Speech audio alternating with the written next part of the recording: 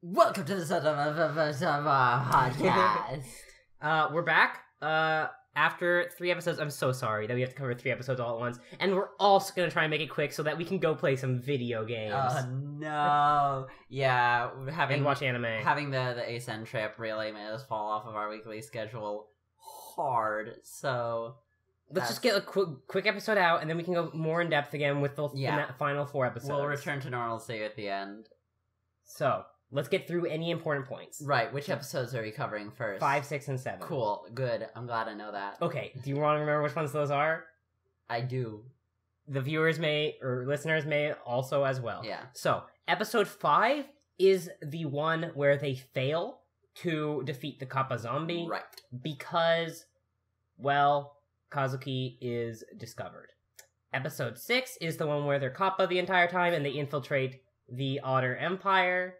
Episode 5, though. Episode 5 was so It was really wild. good. Let's talk in a second. And then episode 7 is the most recent one, which focuses heavily on the cops. Our gay cop kings. Anyways, let's go. Let's do it. Start with episode 5 stuff. Anything notable in episode 5?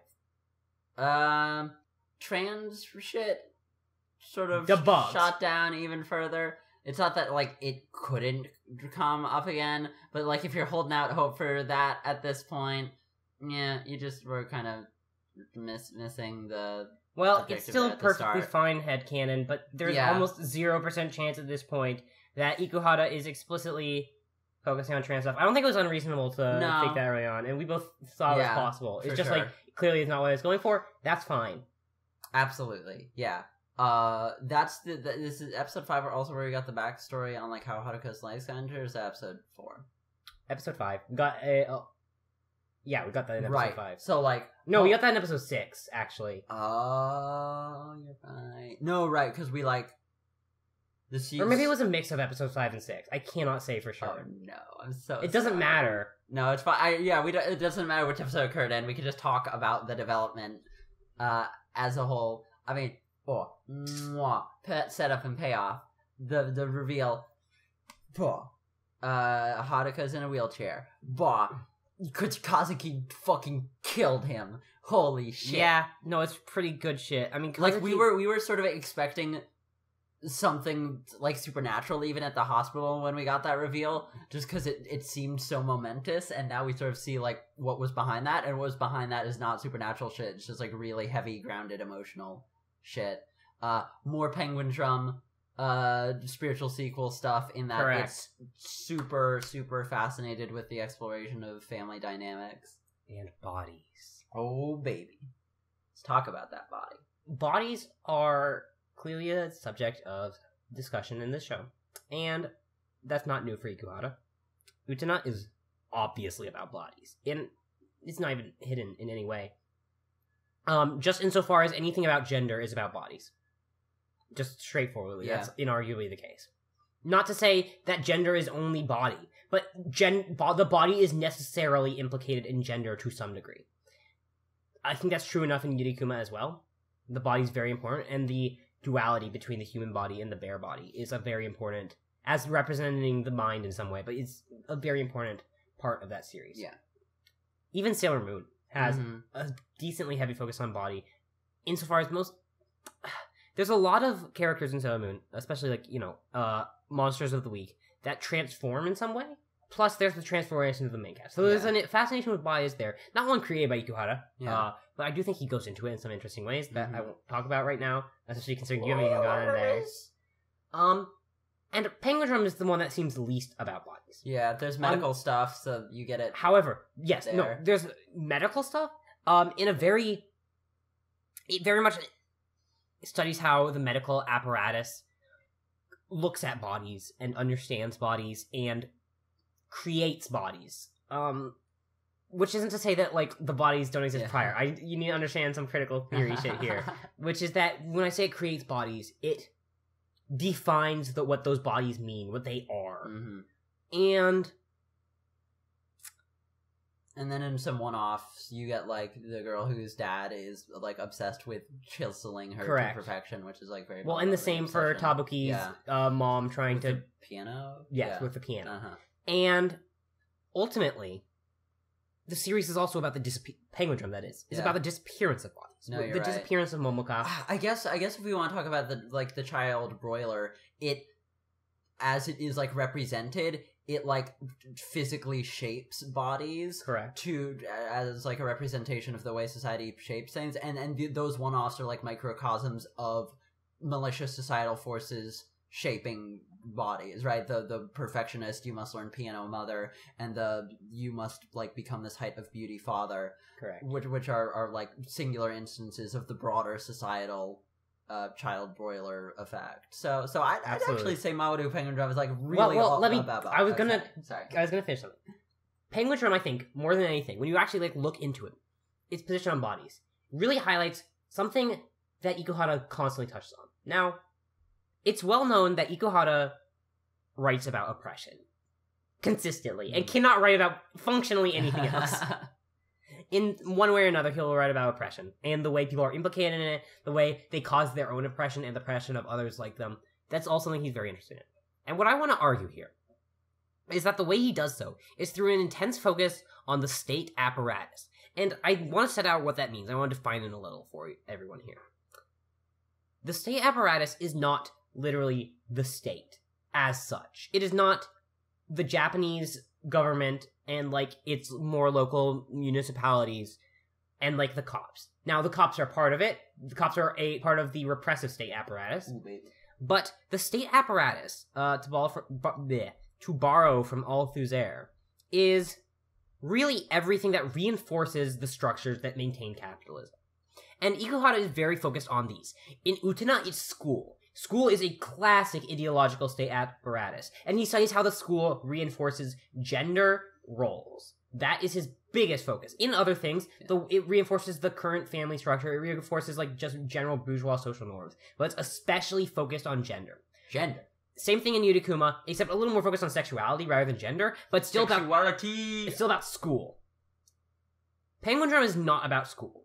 It's about medical institutions, which are still connected to academia, still connected to this knowledge power, but is not literally the school as such, which, you know, is a state apparatus which works its magic, so to speak. It's a pretty shitty magic. And do some ad-libs here. I'm just trying to spice up the monologue. Through directly teaching students. But the hospital, for instance, creates bodies. It defines bodies. And in doing so, sets out what bodies can be under our current system. And in Penguin Drum, it also, I mean, there's other state apparatuses. There's literally the state of cops who arrest the Aum Shinrikyo members, for instance. And there's Aum Shinrikyo as a religion, which is another state apparatus. Not literally Aum Shinrikyo, it's like the Kiga group, but, you know, everyone knows what I'm saying here. I hope. You all know it. And when I say that Sarazanmai is a spiritual sequel to Penguin Drum, I'm not simply saying that it borrows a lot of the same visual motifs. It certainly does, but it does also use a lot of its own visual motifs. What really makes a spiritual successor is the apparatuses it's focusing on. Now, I do think this might actually have the broadest look of any Ikuhara show. It's still looking at gender. It's still looking at sexuality. Quite heavily, in fact. But I think more like Penguin Drum, it's focusing on the hospital, it's focusing on school, it's focusing on not so much religion, but you could even see some religion in there. It's focusing on the nation part of the state.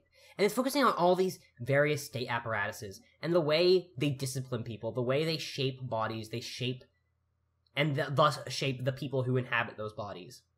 No, and I mean, it just as a specific instance of that, as we saw in the latest episode 7 here, to some degree, the Otter Empire did some shit with Theo's body.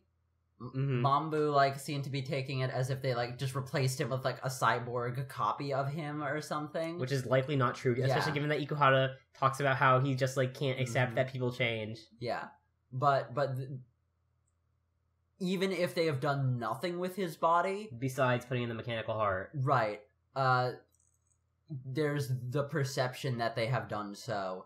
But it seems almost certain that, at least to some degree, they have manipulated his body there.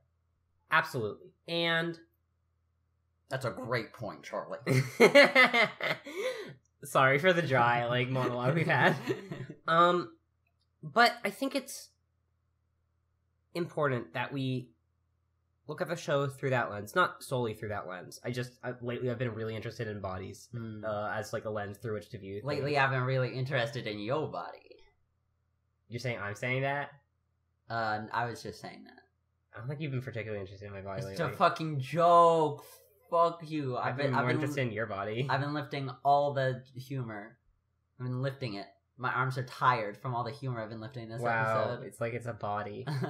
Anyways, Sarazanmai. Again, I'm not entirely sure where this is going to go.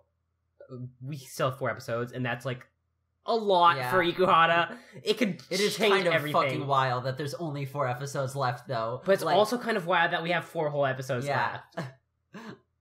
What happens? I don't know, man. We haven't seen anything about Sada. In episode 5, we saw Sada being cute and but nothing else, and she's a kappa. We know that. And then episode 7 had the fucking couple shit with her and Kepi. That was wild, and I had no idea what was going on the whole time. But back to the actual point. I think that the focus on medicine is very important because both in so far as what has happened to Mabu and what has happened to Haruka. Because I think more so than anything, obviously the hospital is something that marks bodies. All social systems mark bodies. Gender marks bodies. Race marks bodies. Class marks bodies. The school marks bodies. But medical science. Medical science. Particularly marks bodies in a very direct... Medical science marks bodies. And physical way. So, I think it's just worth paying attention to that, especially in light of the fact that our fucking boys turn into kappa. Yeah. That's a shift in the body. That's a big body. That's a big booty. And, again, to tie back to a point we talked about early in the show, I think it lends to itself towards a discussion of ambiguity and fluidity. Mm-hmm. Given how much fucking water is in this show, my dude, the water imagery is everywhere. This is not a joke. I am being funny because I'm always funny, but this is serious. It's a very fluid show. For sure. There's lots of flows. Yeah. So be Delusian about it. And you fucking messed with my mojo. I don't remember what I was saying. You were saying fluid, lots of fluidity. No, before that. Well, you were saying in addition. Yes. Okay, I've got it. Well, I was saying fluid more gender fluid, but also relationship fluid. It's unclear how the relationships work, how they're going to work out. Enta's biggest problem is trying to keep the relationship the same, much like Reo. Both Reo and Enta want to keep their relationship the same. They don't want to change things, which is wrong. The show clearly thinks that's wrong. And being kappa is transforming in a very fundamental manner. Yeah. And I think that the show posits that the ability to transform your body, to undergo shifts in the body, is good. Oh shit, hell yeah. Oh, I'm loving this, go. So what I'm saying here is that what's bad is these social systems which mark the body, but not in ways we have any control over. That mark the body as immutable. But they aren't immutable. They mark the body in different ways. They change the body. But at any given point, they say, this is the body. Go in, queen. Go in, queen. And to go through a couple other things of examples of this. Kazuki is really upset at fucking with Haruka's legs. Yeah. Haruka does not seem to care. No, for sure. He does not seem to mind in any meaningful way. Haruka is fine with his body changing. Yeah. Haruka, even if it is immutable. He's undergone this transformation. Yes. And Kazuki can't bear to accept it. He can't bear to accept the mutability. He feels like it has to be immutable. It has to be solid. But it doesn't have to be solid. It can flow. Oh, baby. I'm so fucking woke. Really? Yeah. You're happy with this analysis? I love it. That I came up with, while talking? Yes. Okay. I'm really feeling this. I feel like the early part of this idea where you lay it out in its most basic form should be clipped and posted with the thing just as a podcast preview because I'm really feeling it. What matters is I'll probably go listen to all the podcasts again when the show ends and then write something about it. Okay. My general analysis, which will change, I'm sure, but some of these ideas I'm sure will continue to exist. And that fluidity is important. And it's also important because Kappa are fluid. They live in the fucking river. They need fluids to survive. Alright, so I think we can move on to a couple other points. Alright, that's pretty abrupt, but sure. Well, I don't know where to go any further. I'm working this out right now, and I need more time to ruminate over it and more material from the show to come to its conclusions. I had another point. This is a 5-star podcast. All right, though, go on. 5-star podcast, 5-star runtime. Not actually, that's a pretty short runtime. That's a 0-star runtime. So, another thing I want to talk about, Earthquake. In the flashback in episode 6, where the Kappa Kingdom is toppled by the Otter Empire, there's an earthquake. That earthquake is, I believe, the 1923 Great Kanto earthquake. Really famous, really big, killed like 1 million people or some shit. Yeah, it's fucking devastating because it like caused like the biggest. I think fires, it might be like right? one of the like most deadly earthquakes in the history of the human race. Or at least of recorded human race. Right. And like anytime there weren't enough people in one area to die. Whereas Tokyo was huge by that point, so it was possible. It was really bad. And that's how Ash's dad died in the Great Kanto earthquake. That's just a theory. Is that an actual theory? Maybe. No. It'd be dumb because it doesn't make any sense time-wise. No, it wouldn't. Okay, go on. Okay. On the other hand, Lieutenant Surge fought in like World War II, so yeah. Okay, I'm back to like not dumb shit. So that earthquake is one of the few earthquakes in Japanese history that are really notable, along with the 96 Great Kobe earthquake. Yeah. And then obviously March 11th, the Fukushima. Yeah. And Ikuhara, this is a post-Fukushima show. Yeah. In a way that obviously Penguin Drum was airing during it. And I think it even had like an episode delayed. I can't remember for sure. There's so many anime that were delayed around that time. Madoka obviously was the classic. Pokemon was delayed so much that Black and White changed its entire like story arc because they couldn't do what it was going to do anymore. Yeah. But this is a post Fukushima show, and it's intently interested in disasters in a way that Yurikuma did not care about. Yeah. Theoretically. I mean, Yurikuma cared about this one, like, the bear disaster that killed, like, 5 people, but it did not care about that, like, really.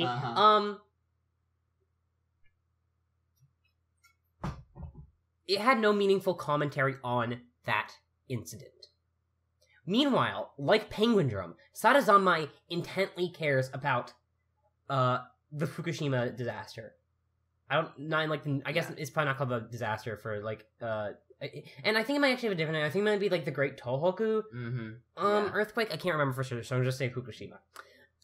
Well, this way it ties in is important, because having this old earthquake, which parallels the newer earthquake, it's not, like, Penguin Drum level of, like, hey, our parents were literally in Om Shinrikyo, but it ties in, and it ties in a very interesting way, because of those 3 earthquakes, the Great Kobe earthquake inspired Haruki Murakami's After the Quake. Yeah. And in it was Super Frog Saves Tokyo, a book which Himari, in Penguin Drum, is looking for. It's very important.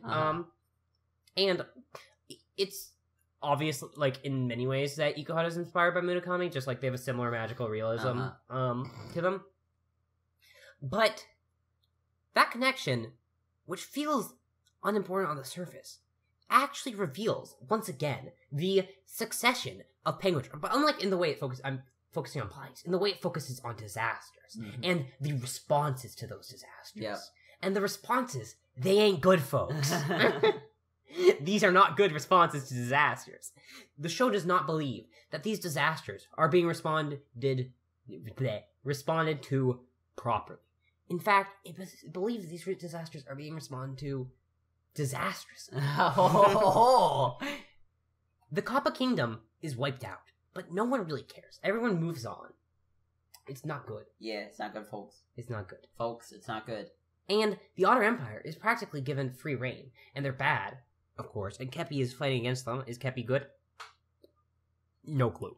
Kepi seems still kind of there like was like sketch. the fucking like dark evil the cloud that like Kepi at the end. No, at the end when like the fucking police boys, they weren't police boys yet, but they seemed to be like Kappa Kingdom soldiers or something, ran in to see like the prince boy Which, first of all, I do not trust Ikuhara princes. No way, no how. They ran in to see the prince boy, which was presumably Kepi, in, like, a more human form. Yeah. And, like, a dark cloud came out of him that was evil, and I don't know what that means. And also, the end of episode 8 also has, like, a weird, dark, creepy, like, or 7, rather, has a weird, dark, creepy, terrifying thing. And I don't know what that means either. But both these shows are interested in disasters and the way that these disasters influence the psychology of these people. The world of Sarazanmai, like the world of Penguin Drum, is precarious. Some of its characters are not doing great. They're just not doing great. Yeah. Enta seems fine. Although, like, honestly, Enta's house does not look big. No. It looks kind of small and poor, like the show, like, not literally such a shed like the Takaku does, but, like, not much more. Yeah. It looks remarkably similar. Kazuki they seem decently off. They seem to live in, like, an apartment building. Not, like, they're clearly not rich, but they're also clearly, like, comfortably middle class. And they, like, could install all, like, the railing and shit. Toy is poor as shit. Yeah.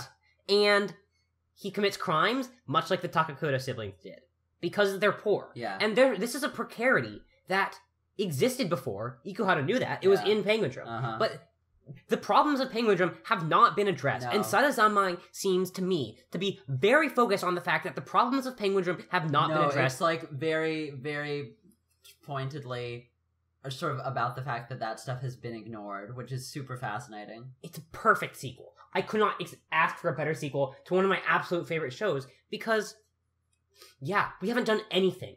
Nothing has happened in Japan or worldwide. If we want to expand these things, like, these are very Japanese-specific shows, but they still also, like, they're talking about systems of oppression that still exist outside Japan. And no, I mean, it's like, if you want to talk about that precariousness, like, living paycheck to paycheck, Toy's brother is living crime to crime, in that, like, one planned crime fell through, and now, like, they have no money and they need to get out of town. Yes. Now, let's move on again, so we need to make this boy quick, make this boy speedy.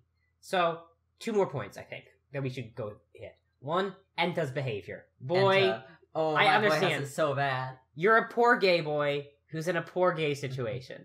You're also being, like, really bad, dude. He was real scummy. To the point that, like, I do feel bad still sympathize with him, but, like, he was really shitty. Yeah. No, and if we want, like, hop back to the, like, immutability point, Enta is obsessed with bringing back said that already. The nature of the relationship as it was, didn't we? Oh, wait, kind of. I think, well, we said that, like, he like, Mabu wants, or, like, Mayo wants to keep things paused as they are. Yeah. Which I said beforehand, but, like, if fed in. Again, I will eventually build this into, like, a more coherent structure. He wants things to, one, go back to how they were, and also, even more pressingly, prevent them from evolving into what they are on the path to evolve into, which is a friendship between all 3 of them, or most specifically Kazuki and Toy. He's honestly probably more worried about, like, a fucking relationship. Yeah. But he might be just friendship, like, there's relationship fear too. For sure. Now, what I was saying, though, was Enta, boy. We don't know what's going on with him. Anyways, let's move on. Okay. And we don't insofar as, like, it just ended. The episode just ended. They didn't have time. We like, unlike all the other times where we've gotten the leak and the peek into the secrets of the characters, like, we saw the flashback, and then we did not see the, like, immediate reaction in the courtyard with Kepi and everything, because it cut to other shit. So that's a very interesting cliffhanger. Proceed. Yes, okay. So actually I have 2 more points. I was going to have 1 more point after that, but I remembered. Just want to talk about episode titles real quick. Episode 6's episode title is fantastic. Going from I want to connect, but to I want to connect, so I won't give up is fantastic. That's like fucking Yoko Taro level, like, totally, like, twisting the conventions of the medium to, like, hit you with a gut punch all of a sudden. And as I've said to my wife, Penguin Drum has done the same thing before, insofar as, first of all, like, most of the time its episodes ended, like, with, like, the music starting and then, like, just, like, pops on the screen like this one. But episode 20, specifically, has Himari at the end talking to Shoma. I think it's Himari to Shoma. It might be someone else, but it ends with "Thank you for choosing me" as the episode title. When that's like what the person says. Implied last line of dialogue that goes unspoken, like, oh, which is what it did for episode 6, because Kazuki said like, he was about to say like, so I won't give up, and then it said like, I want to connect, but so I won't give up. Yeah. And it was really good, and he had like a really pure smile, and it was like, oh, this boy has gotten so much better. And it was good. It was good. Yeah. Anyways, the real last point. We gotta talk about the cops. We got cop deets. Finally. So, we've talked about it a little already, just throughout the other discussions. But let's go through a few things. 1. As I said, Ikuhara said in an interview that Reo does not want Mabu to change.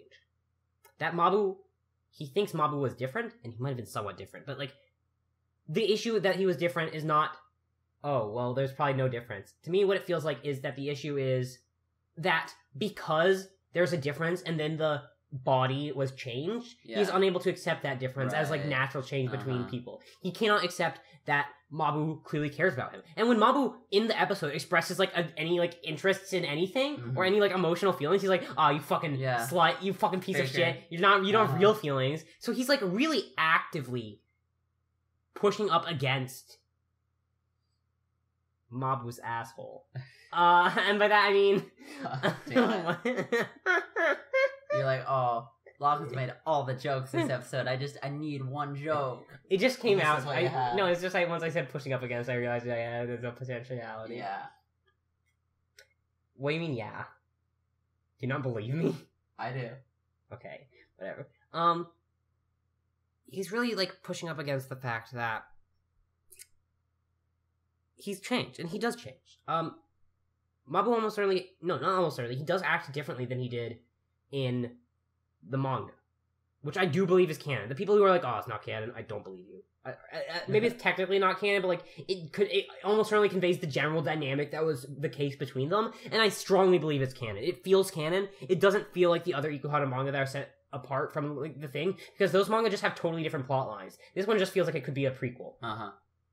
But ignoring all that, let's ignore that for a second. The thing is... Oh, one sec.